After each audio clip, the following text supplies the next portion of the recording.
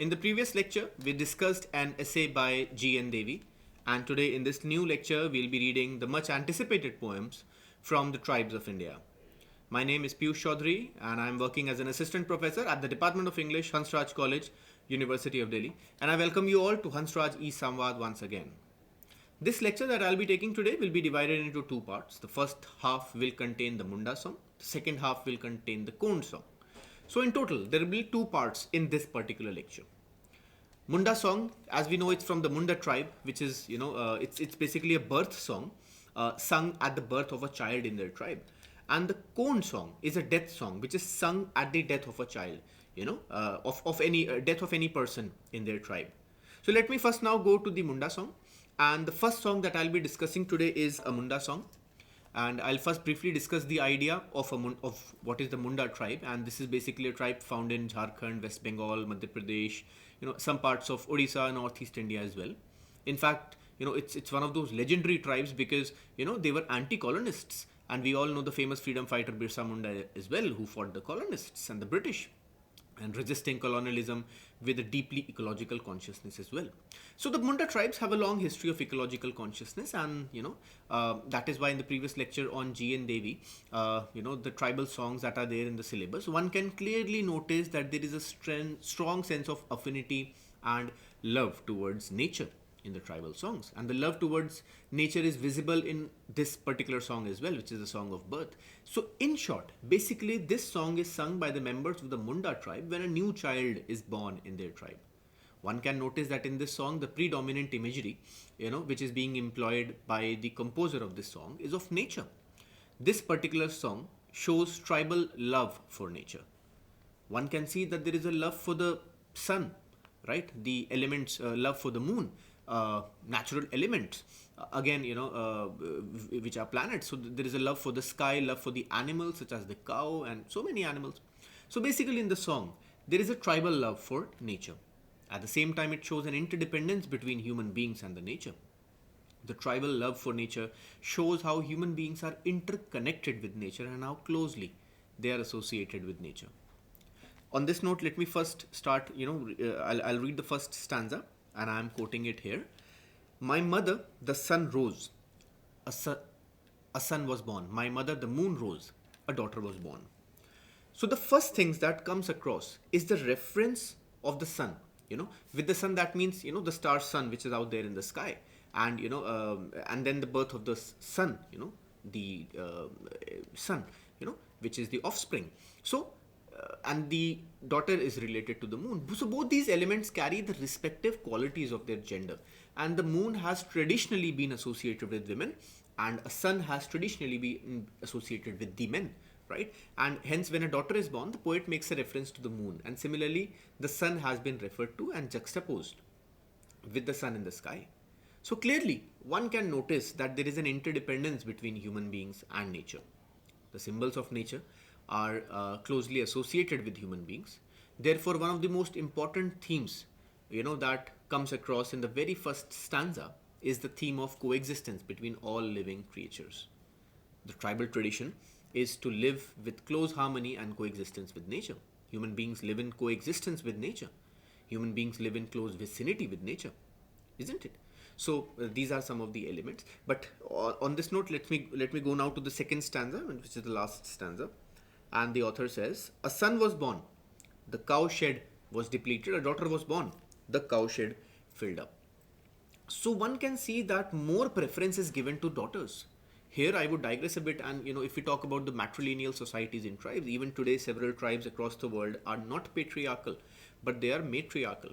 The societies are matriarchal, as I said. So, women play a very important role, unlike the modern societies where women even today are marginalized.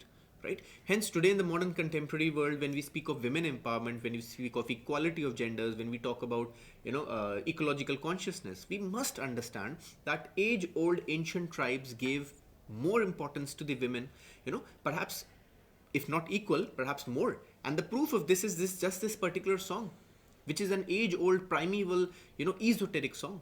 The poet says that when a son was born, the cowshed was depleted, and when a daughter was born, the cowshed filled up.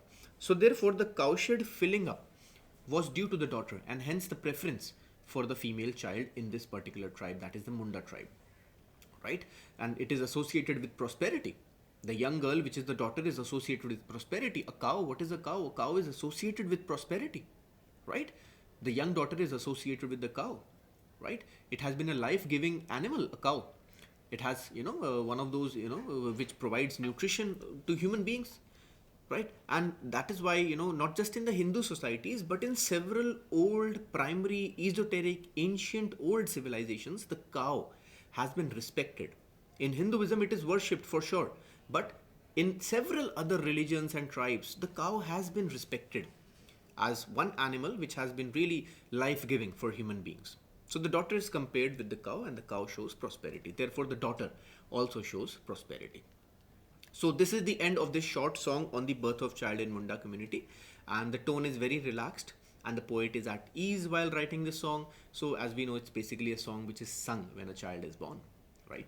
And it shows how human beings and nature live in close tandem, with each other, and they have a mutual cooperation with each other. So that is the first topic. And also, one element is that it's not just, a human being is nothing but just an element of nature, and hence the reference of the cow, to a daughter. So these are some of the ideas which are there in other songs. In the Adi song as well, it is there, and in the Kondh song as well, which I'll be doing now, is it, right? So whether it's a birth of a person, or the death of a person, or marriage, or even when a person is sick, there are several ceremonies that tribals adhere to. So therefore, through this Munda song, we can easily conclude that nature and humans play a central role in tribal culture. They are almost interrelated, interconnected, right? So the value system of the tribals is closely, I would say, interlinked, intertwined with the notion of living in close harmony with nature. And this is very adequately reflected through the various tribal verses and the tribal songs that are there, part of our syllabus. I think that's it about the Munda song. Let me now go to the Kondh song, which is a song sung at the death, of a child or any person in their tribe by the Kondh community. So this is basically a tribe which is found in the, what you can say, the middle parts of India, in central India, such as, in the hills of Andhra Pradesh, Madhya Pradesh, Maharashtra, and Odisha. So this is basically a death song. The Munda song was a birth song. This is a death song, which is sung on the death ceremony, when a person dies. So, it is basically sung so that the death of a person, it allows the soul to travel to the next world easily, and so that the soul might not trouble them, right? So this song is meant to sing to ensure that whenever a person dies, his soul may rest in peace. So basically, this particular song is kind of a funeral ritual, you can say. That is why it is referred to as the death song, right? Because the Kondh people believe that the souls are reluctant to leave even after death. Let me now start reading the song, line by line. And the poem goes something like this. This we can offer to you. We can because we are still alive. If not, how would we offer at all, and what? So this song, as I mentioned, is sung at the death of a person. So the living members of the Kondh community are singing this song, and they are saying that they are offering the dead body certain things, a sacrifice. And that is why they are offering a sacrifice of a small bird, and this is a fowl. In the next line, he says, we give a small baby fowl. Take this and go away. Whichever way you came, go back, return. Don't inflict pain on us after your departure. So they are offering the dead person a small bird, a fowl, right? Which is basically kind of a small bird, and which is done to placate the dead soul. It is being done to ensure that the soul does not come back to haunt him, to pacify the dead soul, to make it not come back again, so that they may not trouble the people living in the physical world, right? So therefore, this particular song is kind of a funeral ritual, because even in several civilizations, including the Hindu civilizations and several other ancient and original primeval civilizations, be it the Greek civilization, the Mesopotamian civilization, the Roman civilizations, the various tribes, the Mayan civilizations, there has been a concept of sacrifice and offering certain things to the dead in all these esoteric, prehistoric, ancient civilizations, and several civilizations even today. In several religions, there are certain elements which are given to the dead, to the dead soul, to the dead body. Even the Greeks do that. They did that, right? So that they can carry them, these things with themselves, so that they can be happy and they can be blissful even after their death, right? When they are leaving this physical world. So this is exactly what is done in this tribe as well, when a person is dead.